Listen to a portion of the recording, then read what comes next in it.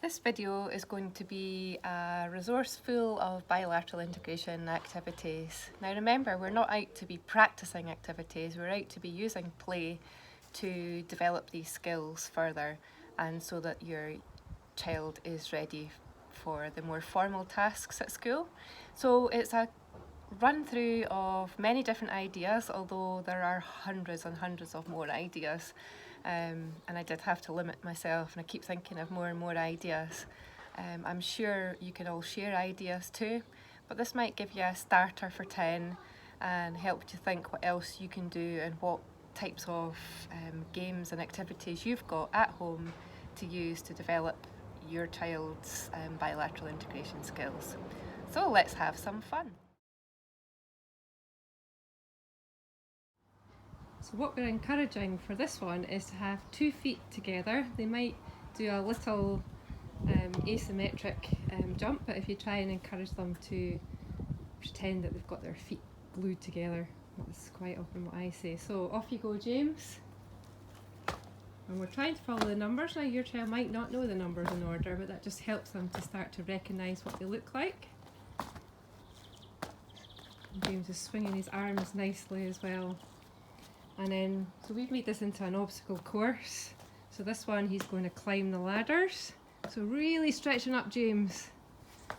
And get your knees up. Pull up the rope. That's it.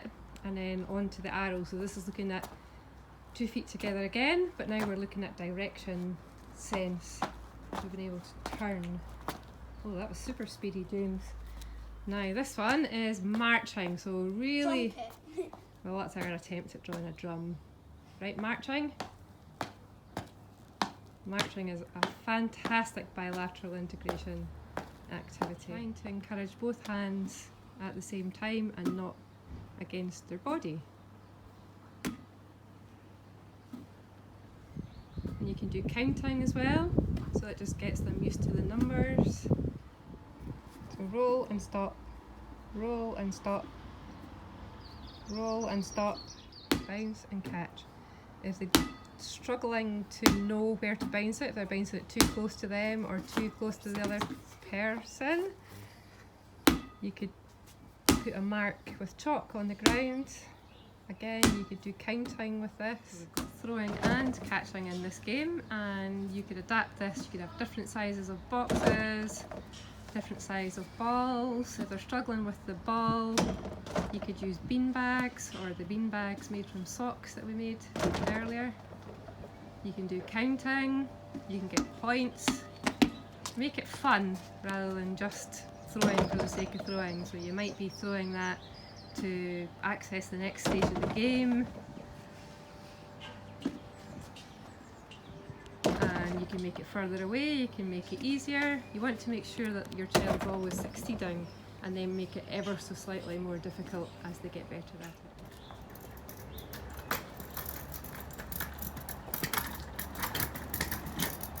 Can you swap feet, James? So climbing up is great bilateral skills, and then manoeuvring their body in through the middle, James. Crawling through and then getting themselves onto the top of the slide.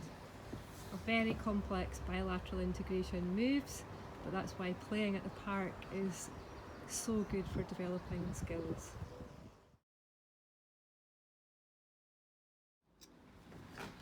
So using loose parts, we are using old Jenga sticks. But it's a great way to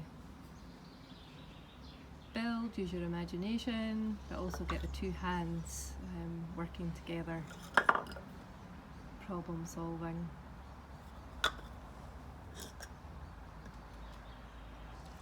So playing with water just provides so much bilateral integration, work and sensory, and it's not an accident that children really love to play with water. So you can use household items, something with a handle helps so that they can pour, but they're going to learn how to pour their own water, juice, milk when they go for school lunches. so it's important that it can hold with one hand and pour with the other.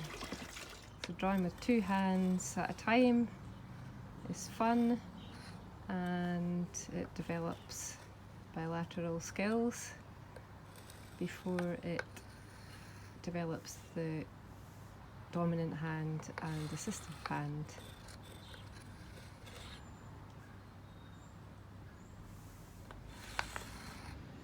The other thing you can do is have various tubs and sort them into different colours.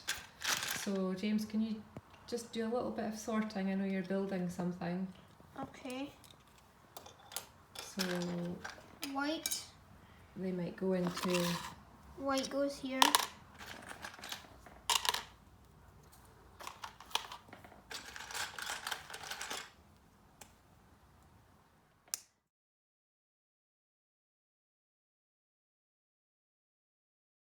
So this is a handmade bilateral integration game. So we need to have two hands on the box. It's very good for hand-eye coordination. Gets it to 5. Gets it. Concentration, you can 6. put different numbers, you can put letters, and it's got a purpose because you're trying to score a goal at the end. Yay. So holding with one hand and posting with the other, and the purpose is getting it into the goal. Off you go, James. And you can make it harder by putting the goals closer together. You can have a different size of tube, different size of ball, but it's fun, it's good for hand-eye coordination. There's so many different threading activities available, but you have to use one hand to hold and one hand to thread. So that's why threading activities are great for preschoolers.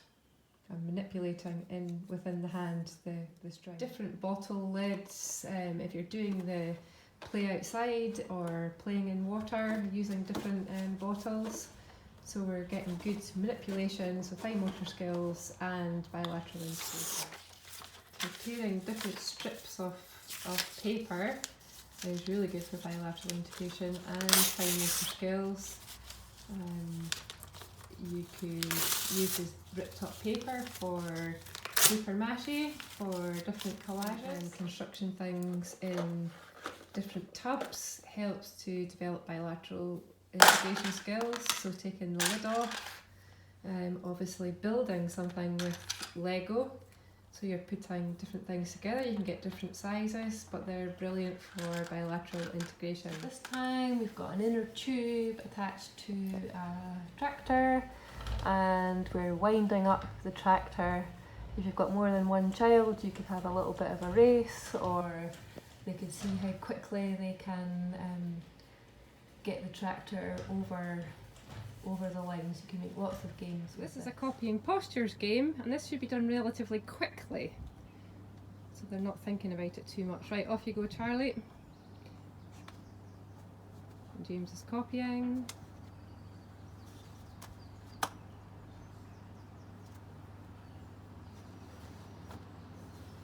One more and then you can swap over. Right, James?